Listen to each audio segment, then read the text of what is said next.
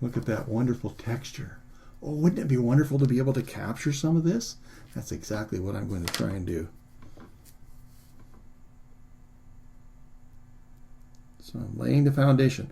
Now I don't want to get too patternistic, because boy, when you get absorbed in detail, you can start making, okay, it's almost like it was a screen or a grid and you just went through and created all the same thing, and you suddenly start seeing rows of dots or whatever. I'm just going to do this somewhat randomly, and I can change it, but these are going to represent possibly our, this highlight, this very inconsistent highlight through here. So now I want to make sure that when I go across it, I am still left with some of that detail. I can come back in and emphasize it over and over and over again. I can draw over it, just like the hair. I can draw over areas and have it become a brand new highlight every time I brush it. I don't want to brush this though. I don't like to brush faces if I can get away with it, because it just again flattens it out. As I mentioned the other day, it has a tendency to take the darks and distribute it into the lights, and it neutralizes what's in the middle. And so I just don't.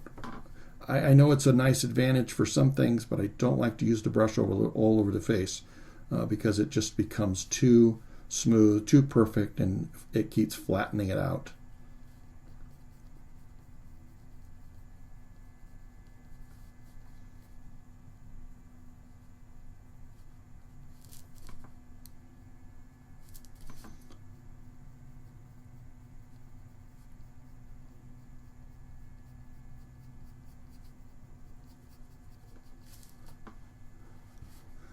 Some of these are going to be too much for right now, but I can always come back when I see something that's a little too much.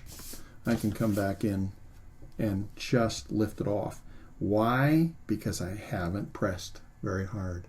I am just coming in on the very surface of this paper, and I'm just feathering it on. So I always have the option of being able to come in there and just gently lift something off. I love it. Okay.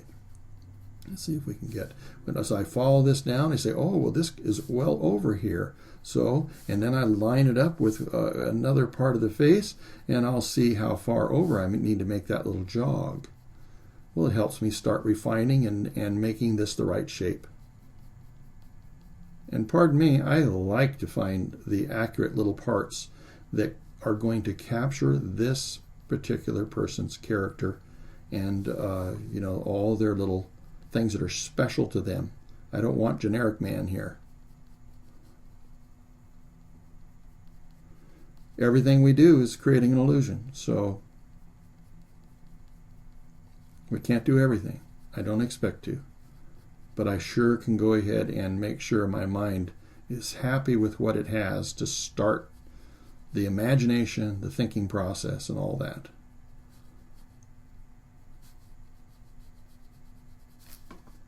Let's sharpen up. Looks like this is a little darker in here. I don't want just a line.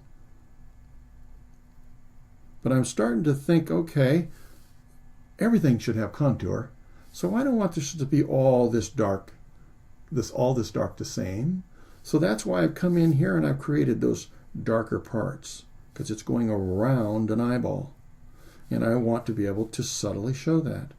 Again, discerning the slightest change in value is really going to do an awful lot for you when you're drawing.